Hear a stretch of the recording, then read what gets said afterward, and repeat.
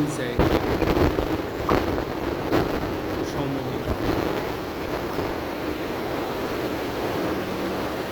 সমদ্বিখণ্ডিত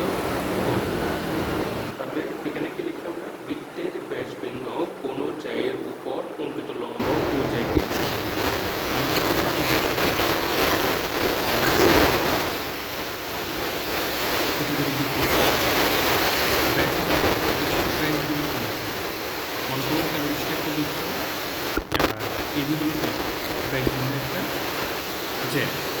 এখন ওই যে উপর যদি আমরা একটা লম্ব মনে করো আমরা ওডি একটা লম্ব ওডি কি আঁকলাম একটা লম্ব আঁকলাম বলছে ব্যাসভিন্ন কোন জায়ের উপর অঙ্কিত লম্ব এই যে ব্যাসভিন্ন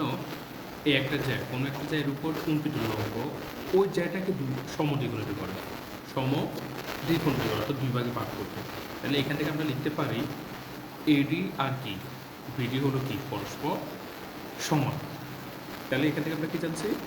বৃত্তের ব্যাসভিন্ন কোনো জায়গার উপর অঙ্কিত লম্ব ওই জায়গাকে সমদ্বিখণ্ডিত করে তাহলে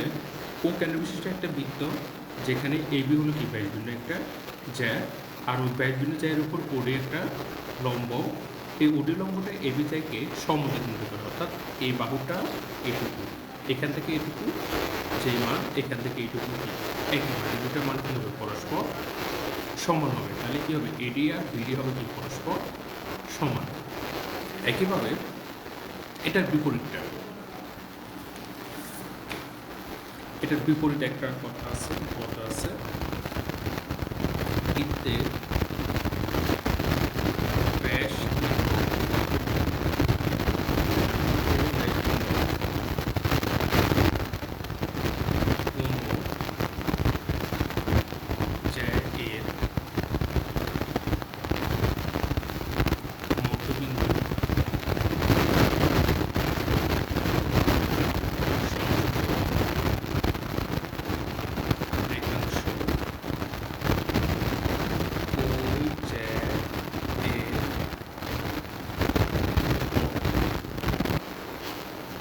লম্ব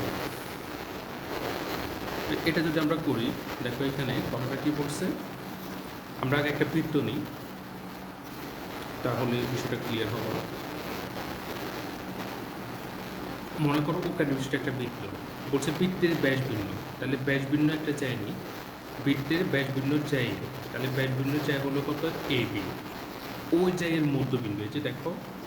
বৃত্তের ব্যাস ভিন্ন কোনো জায়ের মধ্যবিন্দু